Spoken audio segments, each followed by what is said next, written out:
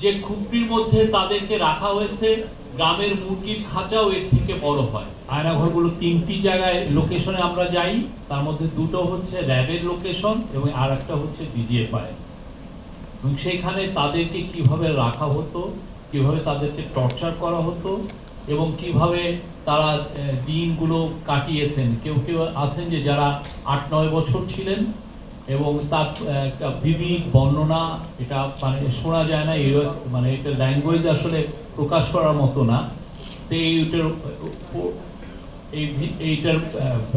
এই ভিজিটে এইগুলো প্রকাশ পায় এবং এটা যারা ভিকটিম ছিলেন তারা তাদের অর্ডিলগুলো বর্ণনা করে। ভিজিটটা শেষ হওয়ার পরে মাননীয় চিফ অ্যাডভাইজার একটা বক্তৃতা দেন।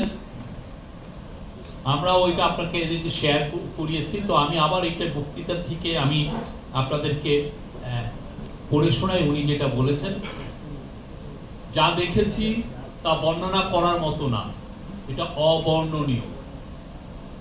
বর্ণনা যদি করতে হয় তাহলে বলতে হয় এটা বিভৎস দৃশ্য। মানুষের মনুষ্যত্ব বোধ বলে যে কোনো কিছু আছে, এই দৃশ্য মনুষ্যত্ব বোধ থেকে বহু দূরে। যা হয়েছে এখানে, গুমের শিকার যে কয়জন আমাকে বর্ণনা দিয়েছেন সেগুলো অবিশ্বাস্য, নৃশংস অত্যাচার। যতটাই শুনি অবিশ্বাস্য লাগে। বিনা দোষে তাদেরকে তুলে এনে টর্চার করা হয়েছে। এটাই কি আমাদের সমাজ? এই সমাজ কি আমরা গড়লাম?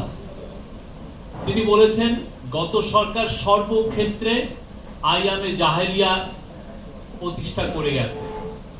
এই আয়নাঘর হলো তার একটা নমুনা। যে আবার আমি কোট আনকোট উনি যেটা বলছেন, যে খুপড়ির মধ্যে তাদেরকে রাখা হয়েছে গ্রামের মুরগির খাঁচাও এর থেকে বড় হয়। তাদেরকে মাসের পর মাস, বছরের পর বছর এভাবে বন্দি করে রাখা হয়েছে। মানুষ হিসাবে সামান্যতম মানবিক অধিকার থেকেও তাদের বঞ্চিত করা হয়েছে। এটা আমাদের সবার অপরাধ যে এটা আমরা হতে দিয়েছি। যারা করেছে তারা আমাদেরই সন্তান, ভাই, আত্মীয়। এই সমাজকে নিপীড়নের এই চূড়ান্ত রূপ থেকে বের করে না আনতে পারলে এই সমাজ টিকে থাকবে না। গুম কমিশনের রিপোর্ট জাতির জন্য একটা বড় ডকুমেন্ট। এটা অবশ্য পাঠ্য হিসাবে সবাইকে পড়তে হবে।